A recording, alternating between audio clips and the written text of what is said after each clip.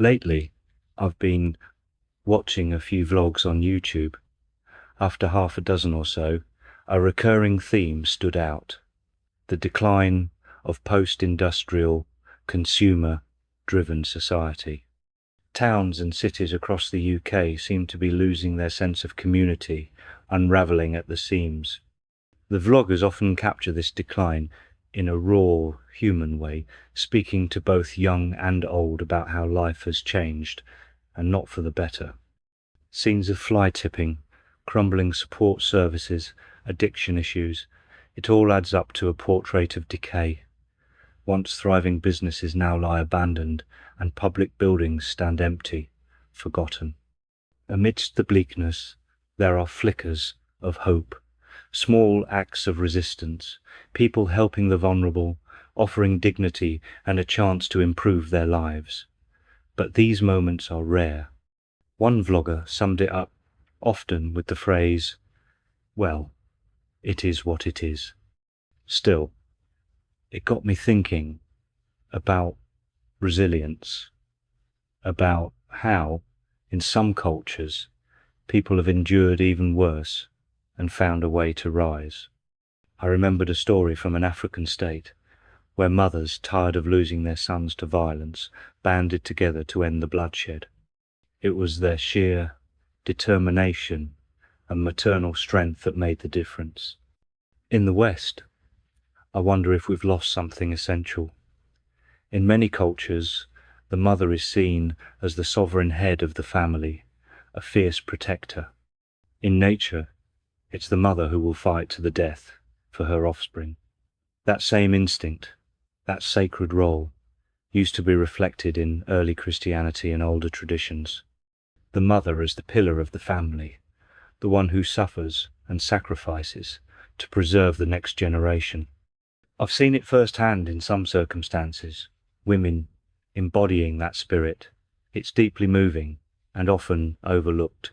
Perhaps it was this very strength that once formed the cornerstone of the family unit, passing not just genetics, but character through the generations. But over time, male-dominated systems eroded this role. Modern culture has diminished motherhood, reframed it, and left it a shadow of its former self. Recently, I read about the original purpose of Mother's Day.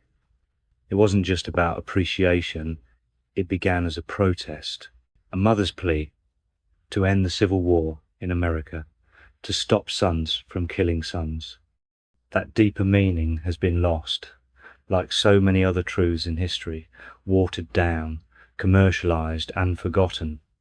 And with those losses, we lose valuable insights into our present struggles. It's tempting to focus on just one issue, but we also need to reflect on past eras of hardship. How did people get through them? Were the changes for better or worse? Often, what appears good on the surface hides deeper problems that emerge too late. When history is distorted or erased, it becomes nearly impossible to learn from it. Those in power preserve control above all, and it shows to those who look closely. Returning to the original point, the visible collapse of our towns and cities, it's a phenomenon with no clear solution. Many people seem disconnected from it, clinging to distractions while sinking deeper into cycles of despair. But the damage is not evenly felt.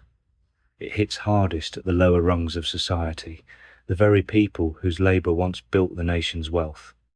I believe one of society's greatest missteps was stripping the mother of her role as natural protector. Perhaps society was even designed with this disempowerment in mind. I could be wrong, but it feels like an important insight, just as today's confusion around gender and identity feels like a continuation of this erosion. We've lost touch with our natural masculine and feminine traits, qualities long honoured in tribal cultures. If we want to understand our current predicament, we need to look back to the time before the shift. What changed? What did we lose?